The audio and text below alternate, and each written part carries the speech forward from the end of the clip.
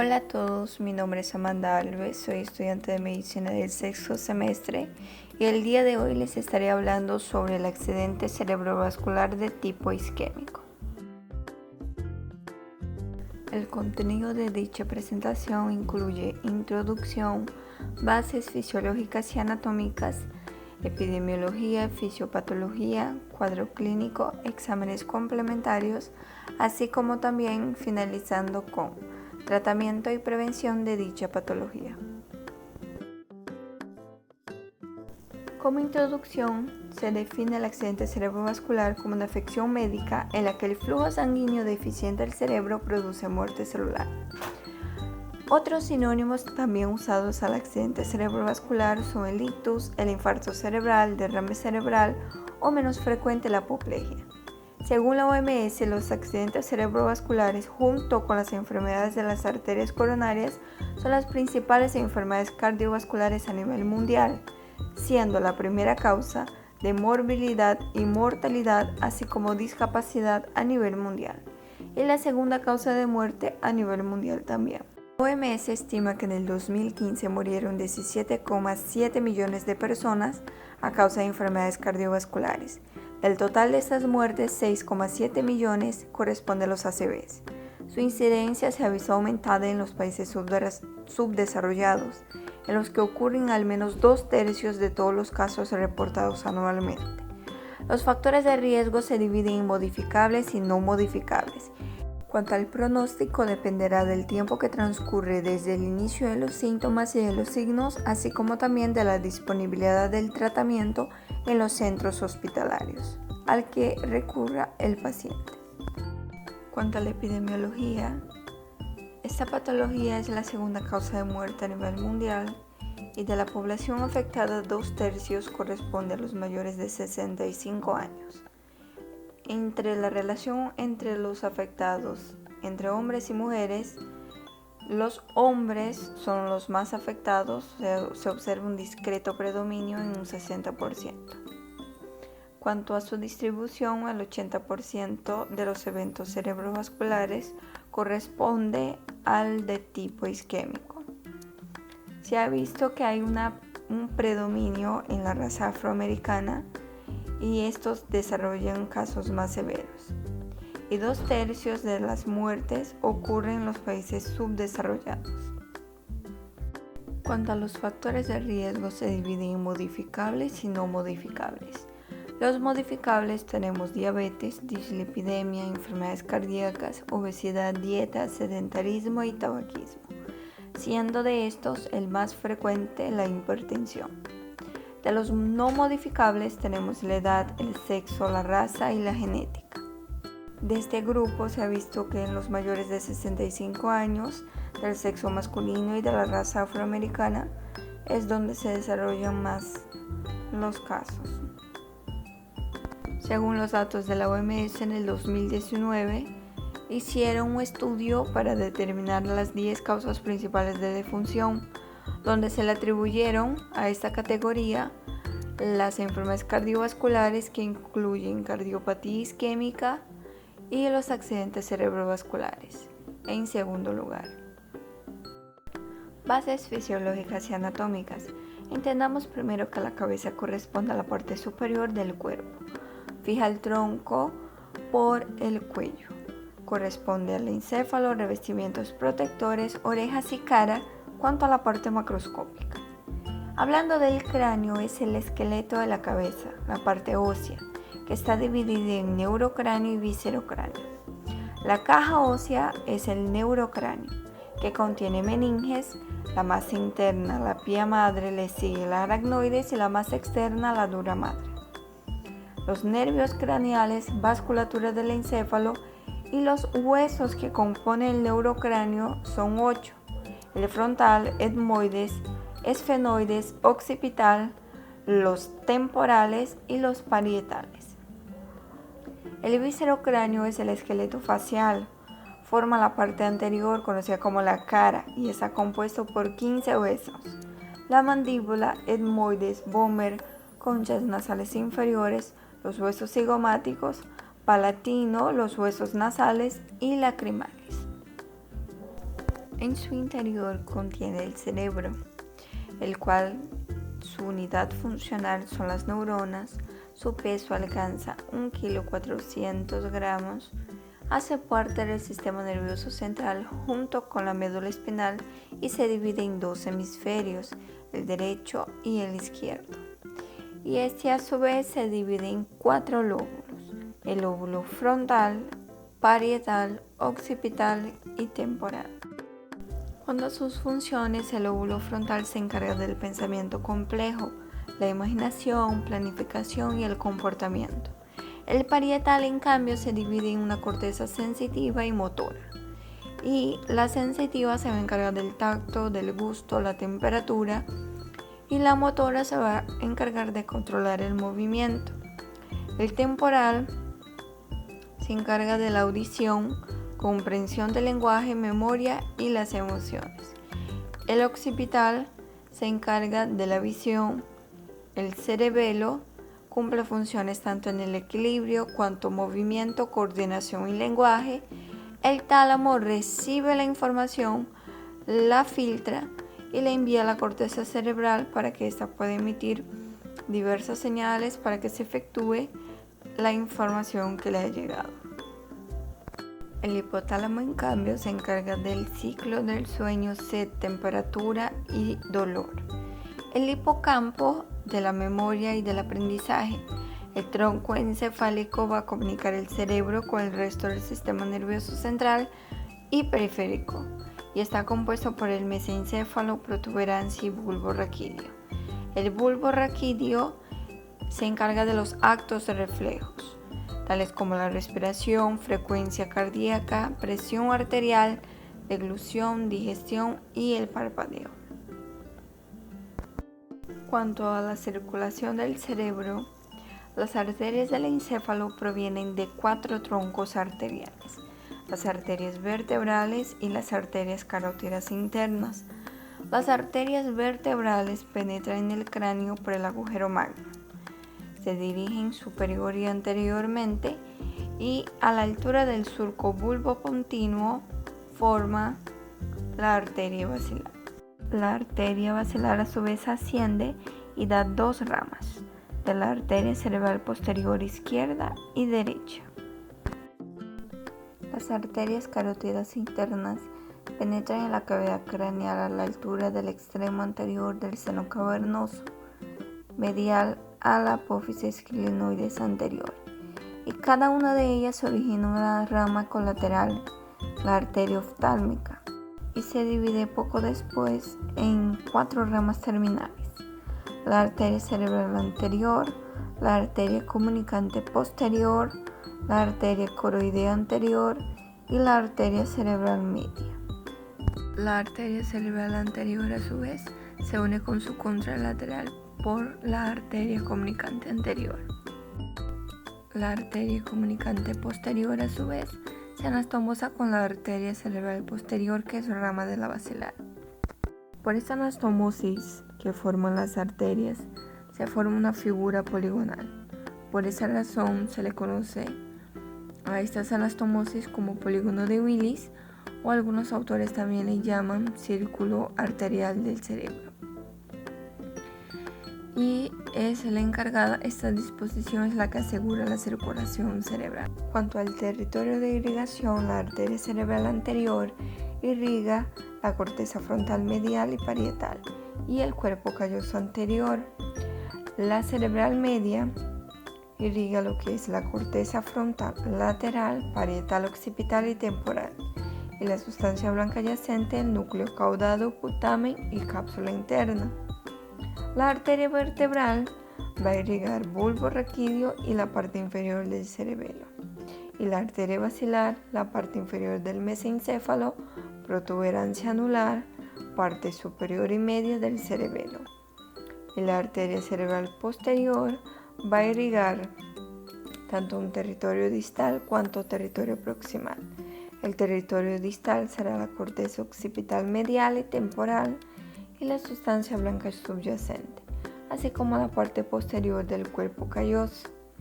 Y el territorio proximal será la parte superior del mesencéfalo y el tálamo. Fisiopatología. El cerebro es un órgano con altos requerimientos de oxígeno y de glucosa. En situación de reposo, entre el 15 y el 20% del gasto cardíaco total está destinado al cerebro y le llega a través de 4 pedículos cerebrales, 2 arterias carótidas y 2 arterias vertebrales. Cuando el suministro arterial se interrumpe, deja rápidamente de funcionar debido a las escasas reservas de nutrientes que le llegan al cerebro. La interrupción del aporte sanguíneo es lo que se conoce como isquemia cerebral. Puede ser tanto global cuanto focal. La forma global va a ser una disminución brusca y grave del aporte sanguíneo cerebral, como ocurre en el paro cardiorrespiratorio o en los episodios de hipotensión arterial marcada o arritmias cardíacas. En este caso no hay flujo colateral y el daño neural irreversible comienza después de 4 a 8 minutos de producirse la detención circulatoria cerebral. En las isquemias focales es un área del cerebro en la cual está hipoperfundida, o sea, el flujo está disminuido, y a esa área donde le llega poco aporte sanguíneo se le va a denominar zona de penumbra. Los dos mecanismos más importantes de la isquemia focal o regional son la trombosis y la embolia. La trombosis es la obstrucción al flujo sanguíneo ocasionado por una oclusión local. La forma más común es la ateromatosis en arterias de mediana y gran calibre y los pacientes que tienen factores de riesgo tales como la hipertensión arterial, diabetes y tabaquismo. La causa principal de trombosis de arterias de pequeño calibre es la hipertensión arterial, pero también hay otras causas menos frecuentes como la arteritis, displasia fibromuscular y la disección vascular. La embolia ocasiona oclusión de un vaso por impacto de material que se ha originado en otro sitio de la circulación y se divide en cardioembolia y ateroembolia. La cardioembolia se observa en pacientes que tienen fibrilación auricular, mixoma auricular, vegetaciones valvulares por endocarditis infecciosa y trombos murales por infarto agudo de miocardio. Mientras que la ateroembolia deriva de la fragmentación y el desprendimiento de placas ateromatosas hacia la circulación cerebral, que impactan en un vaso de pequeño o mediano calibre. Es más común de la arteria aorta y de las arterias carótidas. Los otros dos mecanismos por los cuales se produce el accidente cerebrovascular de tipo isquémico es el lacunar y el indeterminado. El lacunar consiste en pequeños infartos que son causados por la oclusión de las arterias cerebrales perforantes. El indeterminado es cuando no encuadra en ninguna de las categorías mencionadas y resulta que su fisiopatología todavía no está muy clara, pero los estudios sugieren que se debe a émbolos que vengan directamente del corazón o de placas ateromatosas que vengan de la aorta ascendente. Vale resaltar que el accidente cerebrovascular de tipo embólico corresponde al 45% de los casos, el indeterminado al 30% y el lacunar al 20%. Sea cual fuera el mecanismo, habrá interrupción del flujo sanguíneo y eso va a producir isquemia porque va a privar las neuronas y las células neurogliales de oxígeno y de glucosa. Esto de manera sostenida va a provocar una disfunción de las neuronas, muerte del tejido y a su vez una lesión irreversible si no se toman las medidas necesarias a tiempo.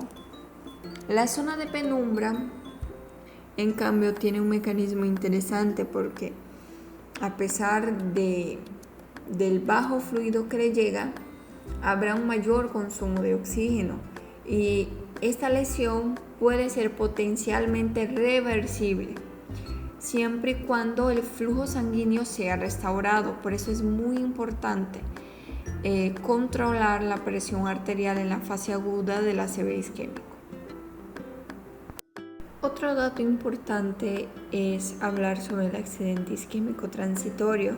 Es un evento isquémico, pero no se le considera accidente cerebrovascular porque es un déficit neurológico focal reversible y es transitorio, tiene una duración inferior a 24 horas.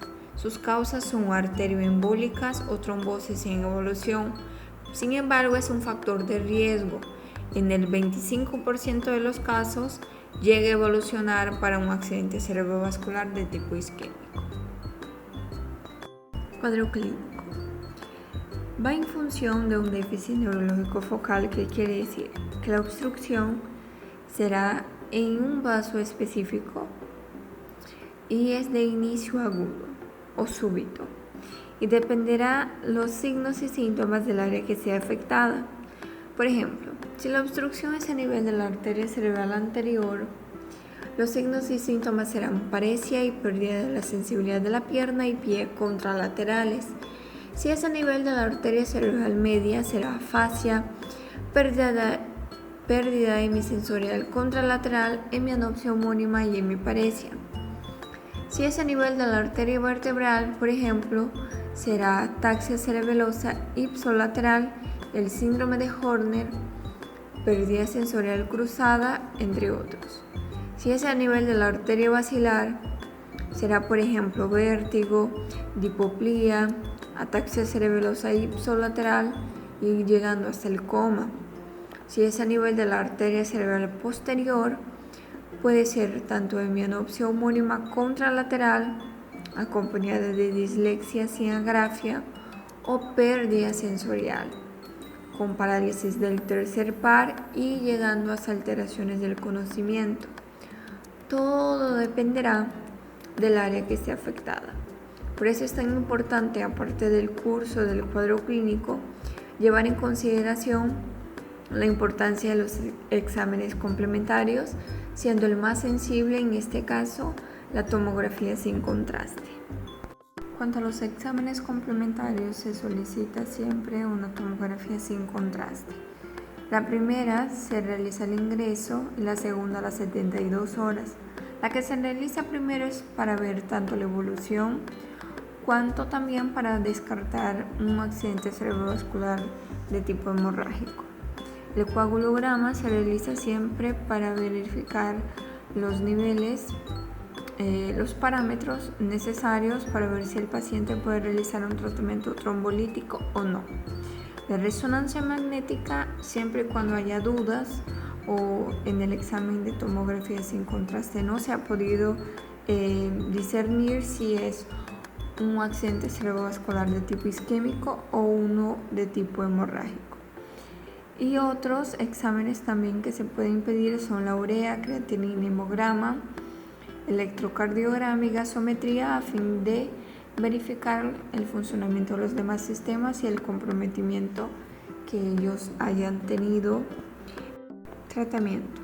El objetivo principal en el tratamiento de la ACV de tipo isquémico es desobstruir las arterias para permitir así que el cerebro tenga un mayor aporte sanguíneo, a fin de disminuir la probabilidad de que el paciente desarrolle discapacidad o lesiones cerebrales irreversibles. El tratamiento en primera instancia se encarga de las medidas de soporte básico. Respiratorio, por ejemplo, la oxigenoterapia está recomendada siempre y cuando el paciente tenga una saturación menor al 92%. Fuera de esto no es necesario.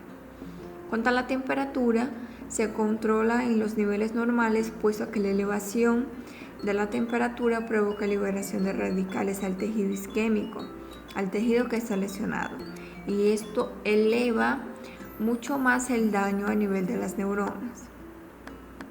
La monitorización cardíaca es obligatoria en las primeras 24 horas, puesto que pueden provocar arritmias en las primeras 24 horas.